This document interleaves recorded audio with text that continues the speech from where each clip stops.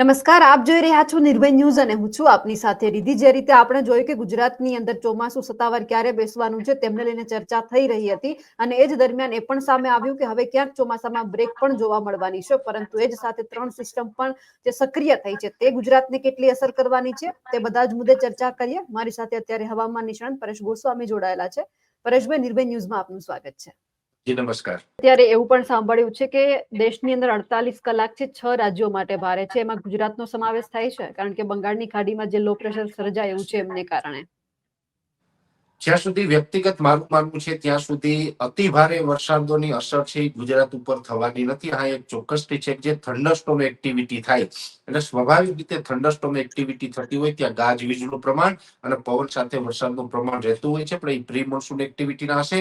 જે આપણે અતિવૃષ્ટિ સર્જી હતી એવા વરસાદો કોઈ અત્યારે ગુજરાતમાં પડે તેવી શક્યતાઓ નથી. એટલે અતિ ભારે વરસાદની કેટેગરીમાં ગુજરાતને મૂકવું તે અત્યારે યોગ્ય નથી, એક પ્રકારે અફવા ગણાશે.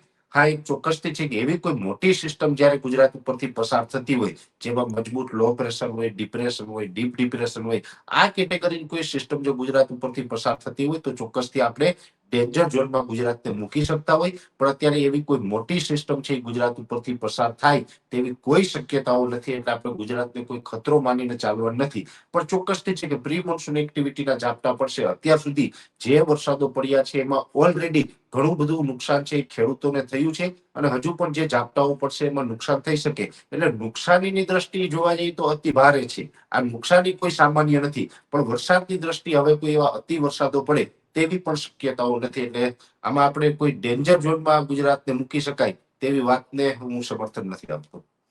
એટલે થોડા દિવસ પહેલા એવું લાગ્યું હતું કે જે રીતે મુંબઈ જળબંબાકાર થયું હતું, ક્યાંક અસર છે તે દક્ષિણ ગુજરાત ઉપર થઈ શકે એમ છે. એકદમ ભારે વરસાદ મુંબઈમાં નોંધાયો હતો, એવું લાગ્યું હતું કે ઝાપટા છે તે વધારે દક્ષિણ ગુજરાતમાં પણ જોવા મળશે.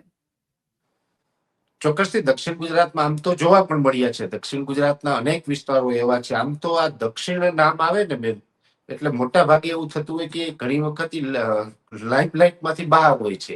એ દક્ષિણ પછી ગુજરાતનો ભાગ હોય કે દક્ષિણ ભારતનો ભાગ હોય.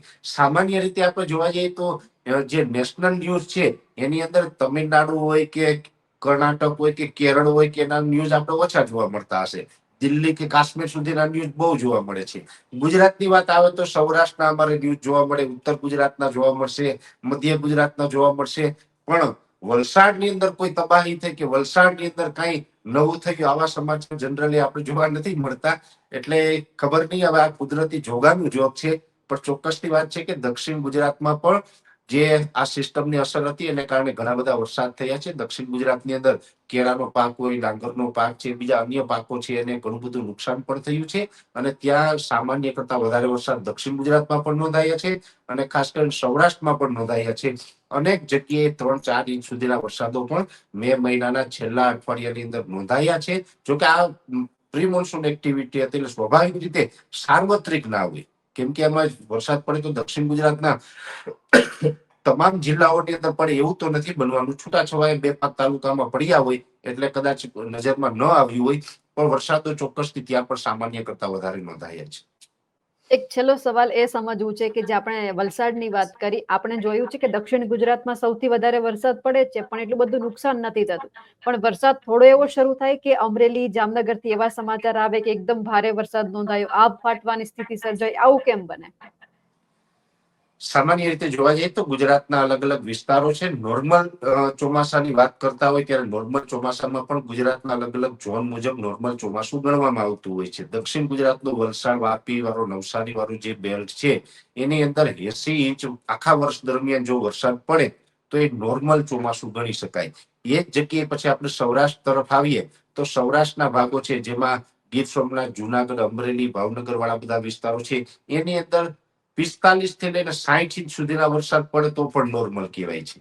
જ્યારે કચ્છના વિસ્તાર છે જ્યાં 5 થી લઈને 20 ઇંચ સુધીના વરસાદો પડે તો પણ નોર્મલ ચોમાસું ગણાય છે. ઉત્તર ગુજરાતના ભાગો છે, બનાસકાંઠા હોય, સાબરકાંઠા હોય, આ તમામ ભાગોની અંદર 35-40 ઇંચ વરસાદ પડે ને તો પણ નોર્મલ ચોમાસાની કેટેગરીમાં આપણે મૂકી શકીએ. કેમ કે આ જે તમામ ભૌગોલિક ભાગો છે એની બધાની એક ક્ષમતા અલગ છે, પાણી નિકાલની ક્ષમતા પણ અલગ છે, વરસાદ પડવાની કેપેસિટી પણ બધા વિસ્તારો પ્રમાણે અલગ અલગ ક્રાઇટેરિયા છે. એટલે દક્ષિણ ગુજરાતની અંદર 80 ઇંચ વરસાદ પડે તો એ બહુ મોટી વાત નથી અને ત્યાં જમીની ભાગોની જે સપાટી છે એ પાણીનો નિકાલ કરવા માટે પણ સૌરાષ્ટ્રના અન્ય ભાગો કરતા સક્ષમ છે. જ્યારે સૌરાષ્ટ્રની અંદર જોવા જઈએ તો મોટા ભાગની નદીઓ છે એ ગીર સોમનાથ હોય, પોરબંદરના ભાગો હોય, જુનાગઢના ભાગો છે, અમરેલીના ભાગો છે, જે દરિયાઈ કાંઠાના વિસ્તારોમાં આવેલા છે, ત્યાંથી મોટી નદીઓ નીકળી રહી છે. અને હવે પરિસ્થિતિ એ થાય કે સામાન્ય કરતા વધારે વરસાદ પડે એટલે ત્યાં જળબંબાકારની સ્થિતિ થાય છે, પાણીનો નિકાલ થતો નથી. એટલે આપણે અનેક સમસ્યાનું ત્યાં રૌદ્ર સ્વરૂપ પણ જોવા મળતું હોય છે. બાકી ઓલ ઓવર જોવા જઈએ તો નૈઋત્યનું ચોમાસું જેવી રીતે વલસાડમાં અસર કરે છે એવી જ રીતે સૌરાષ્ટ્રમાં અસર કરે છે. પણ વલસાડ અને જે નવસારીના ભાગો છે એની એવરેજ અલગ છે અને સૌરાષ્ટ્રની એવરેજ પણ અલગ છે. બેન, આ ચોક્કસ માની શકાય. બીજું કે જ્યારે અરબ સાગરની કોઈ સિસ્ટમ આવતી હોય એટલે એના મોટા ભાગના જે ટ્રેક છે એ સૌરાષ્ટ્ર ઉપર થઈને પસાર કરે. એટલે અરબ સાગરની અંદર માની લઈએ કે કોઈ ડિપ્રેશન સિસ્ટમ બને છે તો ભાગ્યે જ ક્યારેક એ દક્ષિણ ગુજરાત ઉપર થઈને મધ્યપ્રદેશ કે મહારાષ્ટ્ર તરફ જાય છે. મોટાભાગની અરબ સાગરની સિસ્ટમ છે એ સૌરાષ્ટ્ર ઉપર થઈને પસાર થતી હોય છે. એટલે સૌથી વધારે તીવ્રતા અને ઓછા સમયની અંદર વધુ વરસાદનું પડી જવું, આ તમામ પરિસ્થિતિ પણ સૌરાષ્ટ્રની અંદર જોવા મળતી હોય છે. બાકી સ્લો ગતિથી અને લાંબો સમય સુધી જે વરસાદો પડે રાખીએ એ પાછું દક્ષિણ ગુજરાતની અંદર જોવા મળતું હોય. એટલે વરસાદ કદાચ દક્ષિણ ગુજરાતમાં વધુ પડે પણ એ લાંબા સમયના અંતરે પડે છે. એટલે ત્યાં આપણે એ અતિવૃષ્ટિ જેવા માહોલો નથી જોવા મળતા. અને સૌરાષ્ટ્રની અંદર ટૂંકા સમયમાં વધારે વરસાદો પડે છે. એટલે ત્યાં આપણે આગ ફાટવાની સ્થિતિ આપણે જોતા હોય છે. એટલે બંનેની પરિસ્થિતિ આખી અલગ છે. વરસાદી સિસ્ટમના ટ્રેકને ચાલવાની જે દિશાઓ છે એ પણ અલગ છે, જેને કારણે આપણે આ પરિસ્થિતિ જોવા મળી રહી છે. પરેશભાઈ, સૌથી પહેલા તો જે આ ચોમાસામાં બ્રેક પડી છે તો ગુજરાતમાં ક્યારે સત્તાવાર ચોમાસું બેસવાનું છે? કારણ કે કેરળમાં તો આવી ગયું છે. આમ જોવા જઈએ તો નૈઋત્યના ચોમાસા વિશે અમે ઘણા સમયથી કહેતા આવ્યા છીએ. અમારા યુટ્યુબ ઉપર અમે જે વાર્ષિક કાર્યક્રમો મૂકીએ છીએ તેની અંદર પણ આ મોન્સૂન બ્રેક કન્ડિશન સર્જાશે એવું અમે ત્યાં પણ ઉલ્લેખ કરી ચૂક્યા છે. એટલે અલગ અલગ ન્યૂઝ મીડિયાના મારફતે પણ અમે વારંવાર એક જણાવ્યું હતું કે કદાચ આ વર્ષે મોન્સૂન બ્રેક કન્ડિશન સર્જાઈ શકે છે. એટલે કે ચોમાસું કોઈ જગ્યાએ નિષ્ક્રિય થઈ શકે છે. પ્રથમ વાત એ છે કે અત્યારે જે એક થોડા દિવસ પહેલા આપણે ગોવાથી પશ્ચિમ દિશામાં દરિયામાં એક મજબૂત લો પ્રેશર બન્યું હતું. એ લો પ્રેશર આગળ જતા ડિપ્રેશનમાં પણ પરિવર્તિત થયું, જેને કારણે કોંકણ ગોવા હોય, કર્ણાટકના ભાગો છે, મહારાષ્ટ્રના ભાગો છે, આ તમામ વિસ્તારોની અંદર ધોધમાર વરસાદો પણ પડ્યા. ખાસ કરીને નૈઋત્યનું ચોમાસું છે એ સમય કરતા અંદમાન નિકોબાર ટાપુ હોય, બંગાળની ખાડી હોય, શ્રીલંકા હોય, આ તમામ ભાગોની અંદર વહેલું પ્રવેશ કર્યું હતું. એ સાથોસાથ આ જે સિસ્ટમ બની, જે સિસ્ટમને કારણે ચોમાસું છે એ ભારતના અન્ય ભાગોમાં પણ વહેલું સમય કરતા વહેલું એ પ્રવેશ કરી ગયું, જેમાં કેરળ હોય, કર્ણાટક હોય, કોંકણ ગોવા હોય અને અત્યારે મહારાષ્ટ્ર સુધી એ ચોમાસું પહોંચી ગયું છે. પણ આ ચોમાસું મહારાષ્ટ્ર સુધી પહોંચ્યું અને જે ગોવા પાસે જે સિસ્ટમ બની હતી જેને કારણે ચોમાસાને ખેંચી લાવ્યું, પણ એ સિસ્ટમ છે એ હવે ખૂબ નબળી પડી ચૂકી છે. અને હવે 1 થી 2 દિવસમાં એટલે કે 24 થી 48 કલાકની અંદર એ સિસ્ટમ છે એ સંપૂર્ણપણે નિષ્ક્રિય થઈ જશે. એટલે ચોમાસું ત્યાં રોકાઈ જશે. કેમ કે હવે બીજી કોઈ નવી સિસ્ટમ છે એ અત્યારે અરબ સાગરની અંદર સક્રિય જોવા મળતી નથી, જેને કારણે ચોમાસું છે હવે આગળ ન વધી શકે. આવી ચોક્કસથી માન્યતા આપણે રાખીને ચાલવાનું છે. કેમ કે જેવી રીતે અન્ય રાજ્યોની અંદર ચોમાસું વહેલું પ્રવેશ કર્યું એટલે ઘણા બધા મિત્રોને એવું હતું કે ગુજરાતમાં પણ ચોમાસું વહેલું આવશે, પણ જરૂરી નથી કે અન્ય રાજ્યોમાં વહેલું આવે તો ગુજરાતમાં પણ વહેલું પહોંચે. કેમ કે આગળ જતા એને યોગ્ય હવામાન ન મળે તો ચોમાસું પછી અમુક ભાગોની અંદર લેટ પણ થઈ શકતું હોય. એટલે અત્યારે જે ચોમાસું નિષ્ક્રિય થયું છે 24 થી 48 કલાકની અંદર હવામાન વિભાગ હોય કે અન્ય સંસ્થા હોય એનું પણ સ્ટેટમેન્ટ આવી જશે કે મોન્સૂન બ્રેકની કન્ડિશન સર્જાઈ ચૂકી છે. અને જ્યારે મોન્સૂન બ્રેકની કન્ડિશન સર્જાય છે ત્યારે 8 થી લઈને 15 દિવસ સુધીનો સમય તો એવો હોય છે કે તેમાં ગેપ આવી જાય છે, વરસાદ આગળ વધી શકતો નથી. એટલે એટલું ચોક્કસ કહી શકાય બેન કે આ ચોમાસું છે એ નિષ્ક્રિય હવે થશે એટલે લગભગ 15 જૂન બાદ જ, એટલે કે આપણે 20 જૂન આસપાસ જ ગુજરાતમાં ફરીથી ચોમાસું સક્રિય થાય તેવી આશાઓ રાખવાની છે. ત્યાં સુધી આપણે નૈઋત્યનું ચોમાસું છે તે હવે આપણે આગળ નહીં વધી શકે. બીજી વાત કરવાની છે કે જેવી રીતે અત્યારે તો તમે 3 સિસ્ટમોની વાત કરી રહ્યા છે. એટલે ઠીક છે કે સિસ્ટમો અરબ સાગરમાં હોય, બંગાળની ખાડીમાં હોય કે કોઈ આગના ભાગોમાં, કોઈ ઉત્તરના ભાગોમાં, કોઈ WD હોય, સાયક્લોનિક સર્ક્યુલેશન હોય, એટલે આપણે એને સિસ્ટમ કહી શકીએ. પણ આ તમામ સિસ્ટમોનો એટેક ગુજરાત ઉપર થાય કે ગુજરાતને ગમરોડી નાખે આવું કશું જ થવાનું નથી. બંગાળની ખાડીની અંદર ચોક્કસથી એક અત્યારે વરસાદી સિસ્ટમ છે, જે સિસ્ટમ છે એ અત્યારે હવે લગભગ 24 કલાકની અંદર લો પ્રેશરમાં પણ પરિવર્તિત થશે. અત્યારે મજબૂત સાયક્લોનિક સર્ક્યુલેશન છે, એટલે લો પ્રેશર કેટેગરી સુધી તો પહોંચી ગયું છે. હવે લો પ્રેશરમાં પણ પરિવર્તિત થશે, એટલે એ લો પ્રેશરની અસર છે પૂર્વ ભારતના ભાગોની અંદર જોવા મળે તેવી શક્યતાઓ છે. એની અસર કોઈ પ્રકારે ગુજરાતની અંદર જોવા નહીં મળે, કે એને કારણે ગુજરાતમાં કોઈ મોટા વરસાદો નહીં જોવા મળે. હા, એક ચોક્કસથી છે કે આ મે મહિનાના છેલ્લા અઠવાડિયાની અંદર જે આ એક ડિપ્રેશન ગોવા અને મહારાષ્ટ્ર ઉપર અસર કર્યું છે, એ ડિપ્રેશનનો જે ભેજ હતો એ અત્યારે 700 HPA લેવલે છે. એટલે 700 ને 850 HPA લેવલે બહોળે પ્રમાણમાં ભેજ જોવા મળી રહ્યો છે. એટલે એને કારણે પ્રી મોન્સૂન એક્ટિવિટીના ઝાપટા અત્યારે ગુજરાતમાં જોવા મળી રહ્યા છે. આજે રાતની વાત કરીએ તો ગઈ રાત્રિએ ઉત્તર ગુજરાત ને મધ્ય ગુજરાતના કેટલાય ભાગોની અંદર નોર્મલ કરતા વધારે વરસાદ નોંધાયા છે.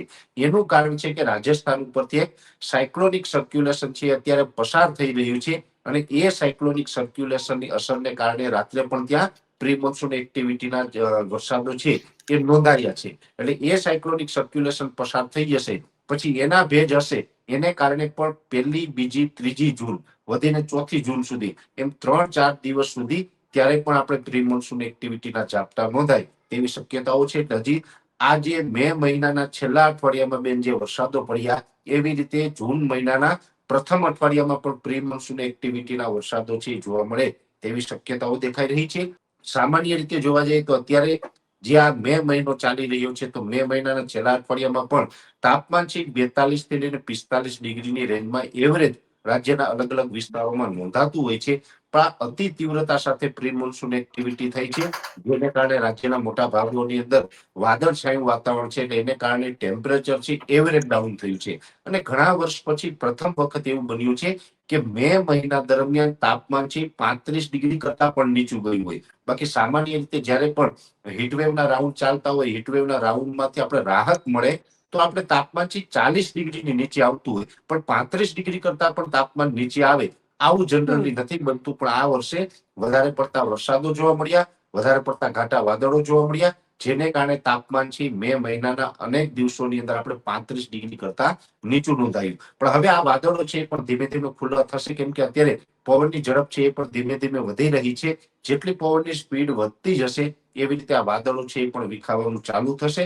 એટલે વાદળો વિખાશે તો ફરીથી પાછું તાપમાન છે ઉચકાશે, અને આવનારા સમયમાં ફરીથી તાપમાન છે 40 ડિગ્રી આસપાસ જોવા મળે, અમુક વિસ્તારમાં 40+ તાપમાન થાય તેવી પણ શક્યતાઓ છે. એટલે તાપમાન ઊંચું જશે, ફરીથી પાછો આપણે ઉનાળાનો અહેસાસ થશે.